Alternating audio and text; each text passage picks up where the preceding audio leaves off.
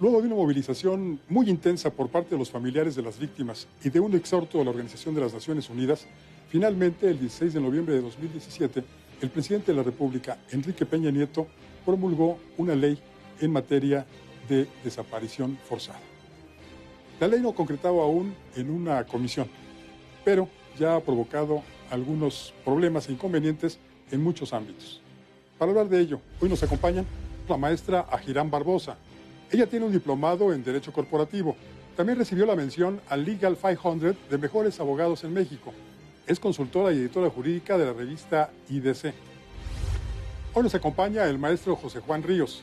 Él es coordinador editorial del tema Laboral y Seguridad Social en la revista IDC.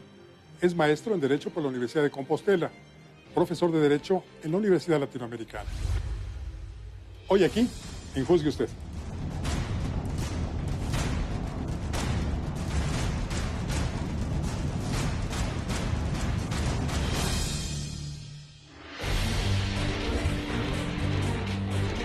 Prácticamente todos sabemos que nuestro marco jurídico está constituido por una Constitución General de la República, leyes generales, leyes federales, leyes locales, pero ¿dónde se inscriben, doctora? ¿Dónde se inscriben los tratados internacionales que México ha firmado? Los tratados internacionales como tal no se inscriben.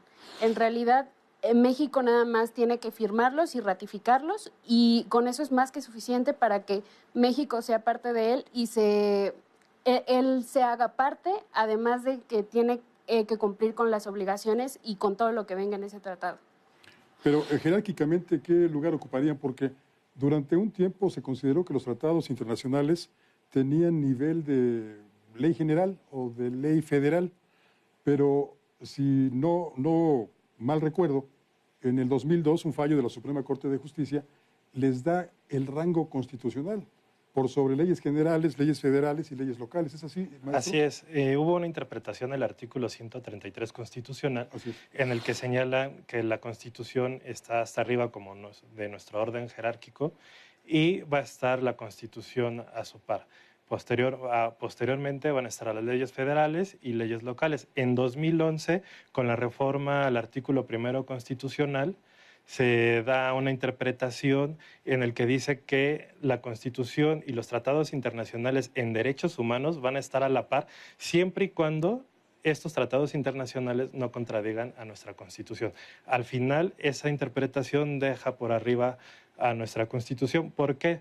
Porque el presidente y los senadores, que son los que ratifican los tratados internacionales, claro, tienen la obligación de hacer, guardar y cumplir nuestra Constitución. Por lo tanto, firmar un tratado internacional que contradiga nuestra Constitución sería ilegal. Claro. Y en materia de derechos humanos exclusivamente es que se da esta situación. Los otros tratados internacionales, por ejemplo, en materia de límites, no sé, hay muchísimos más. México solamente en materia de derechos humanos tiene firmados hasta donde yo conté hoy 79 tratados. Es correcto. Solo tenemos 79 tratados y como bien dice el maestro José Juan, en materia de derechos humanos, el artículo primero nos señala que, digamos que están a la par la Constitución y los tratados internacionales. Estos tratados tienen, por ejemplo, origen en organismos multilaterales, como Naciones Unidas, como la Organización de Estados Americanos, pero también habría otros que se firman en materia de derechos humanos con naciones concretamente. No propiamente. ¿No? Normalmente los tratados que son en materia de derechos humanos son multilaterales. Tenemos, por ejemplo, la Convención Internacional para la Protección de las Personas Desaparecidas por desaparición forzada, y en esta situación, digamos que se reúnen varios países o estados, como se les llama propiamente en derecho, para firmar y ratificar este tratado, pero se hace de manera multilateral. Como tal, tratados bilaterales, México tiene muy poquitos firmados, sin embargo, son nada más con Estados Unidos y con algunos países de Latinoamérica, pero tienen que ver más con otro tipo de situaciones, no como tal de derechos humanos. Ese tema de los derechos humanos, por ejemplo, ha sido muy señalado por parte del Parlamento Europeo. La Unión Europea, a través de su órgano legislativo, siempre hace algunas recomendaciones. ¿Ahí se amparan bajo algún tratado o es una acción fuera de marco jurídico? Sí, la Unión Europea tiene tratados internacionales en los que los países miembros de esta comunidad y algunos otros países también de Europa se ciñen a seguir ciertas reglas. En el ámbito de desaparición forzada, pues han acordado distintas cuestiones. En México apenas se acaba de implementar esta situación, se acaba de legalizar, el cual ha tenido repercusiones en materia laboral, seguridad social, corporativo, y cuestiones que se han tutelado derechos humanos y que al día de hoy van a tener impacto en nuestra legislación y al día de hoy de cómo, por ejemplo, cómo conocemos un riesgo de trabajo, qué es un riesgo de trabajo, una suspensión de la relación laboral cuando una persona es víctima de este delito. Y también tengo entendido hay consecuencias en materia mercantil. Es correcto. Sí.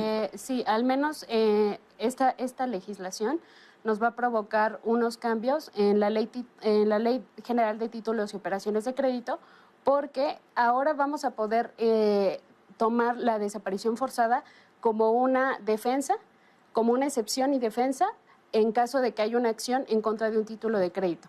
Es decir, por ejemplo, si la persona desaparecida, que es la víctima, en este caso, firmó un pagaré, al momento de su desaparición, los familiares o en su caso el representante legal que se nombre de acuerdo al procedimiento que se tiene que llevar a cabo, va a ejercer esa defensa para que la persona, digamos el acreedor, en este caso el deudor sería la víctima, y el acreedor no puede ejercer una acción en contra del deudor, que en este caso sería la persona desaparecida. O de su familia. Exactamente, y entonces en ese caso, al menos en materia corporativa, sí afecta. Bueno, tiene un efecto, más bien, no afecta directamente, sino es un efecto. Las instituciones de seguridad social, por ejemplo, reciben frecuentemente por parte de las procuradurías avisos para ver si hay alguno de los desaparecidos de manera forzada en su lista de pacientes atendidos. Actualmente no hay una implementación en las instituciones de seguridad social. Hay que recordar que esta ley es relativamente nueva, estuvo en vigor desde enero, y la Ley Federal de Declaración de Personas Desaparecidas tuvo vigencia a partir del 23 de junio. Entonces, estas organizaciones, estos institutos de seguridad social, tienen un periodo para adecuar sus reglamentos y su estructura para dar cumplimiento a esta ley. Lo que sí te puedo adelantar es que a partir de ya, si una persona es víctima de este delito, puede iniciar una búsqueda. El procedimiento sería una denuncia ante el Ministerio Público o bien una queja ante la Comisión Nacional de Derechos Humanos, según la ley que te estoy comentando. Posteriormente, una vez pasados 3 meses, se va a acudir ante un juez de lo civil para que emita esta declaratoria especial de ausencia, que va a tener efectos al momento en que se hizo la denuncia ante el Ministerio Público.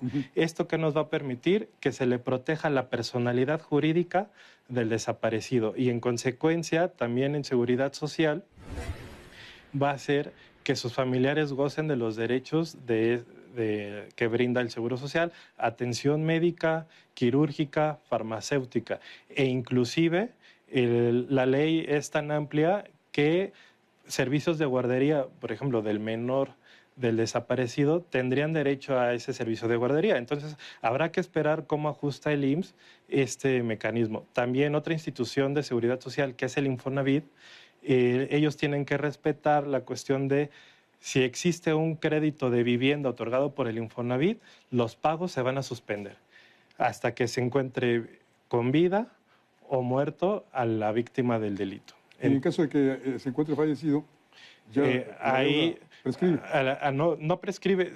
Ahí lo que habría que hacer valer es el seguro que se tiene contratado por la muerte del acreditado. Entonces, prácticamente no estarían pagando los familiares el crédito de vivienda. Otra cuestión, hay que tener en cuenta que durante el tiempo que esté desaparecido, la relación de trabajo va a estar suspendida. Va a estar suspendida durante 5 años. ¿Esto qué quiere decir? Que el patrón le debe de guardar su lugar de trabajo durante 5 años. Si no regresa en ese lapso, la relación de trabajo se da por terminada. Por aquí hay otra cuestión también muy importante, que están contemplando el delito de desaparición forzosa o por particulares como un accidente de trabajo.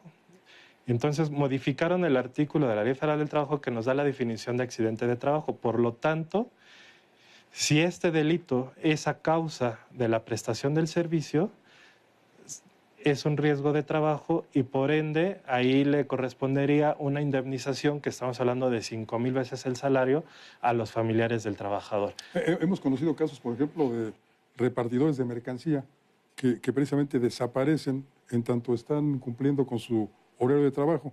¿Ahí es donde aplica? Sí, y propiamente que me permito hacer una crítica a esta legislación, porque deja muy abierto el parámetro en el cual una persona va a estar desaparecida forzadamente. Depende mucho de lo que la autoridad determine y de la investigación que ella haga. Sin embargo, los efectos que van a tener si esa persona lo hizo de manera de mala fe, en el caso de que desaparezca de mala fe, y la investigación se inicie y la autoridad determine que se hizo una desaparición forzada, la verdad es que la ley no maneja los efectos que va a tener cuando una persona aparece. Una vez que ya apareció, no nos dice cuáles van a ser esos efectos. Esta legislación nació por una presión social por parte de los familiares de las víctimas y de otras organizaciones no gubernamentales. Más que nada fue de una revisión que se hizo del Comité de Desaparición Forzada de la ONU. Se hizo una revisión de 2015 a 2016 en México y fue una solicitud que la hizo México. La verdad es que es un problema que ha estado desde hace mucho tiempo en nuestro país y la revisión le hizo distintas solicitudes para exhortos. Exactamente, exhortos a México para que hiciera una modificación, incluso que saliera el delito de desaparición forzada del Código Penal y se generara esta ley especial.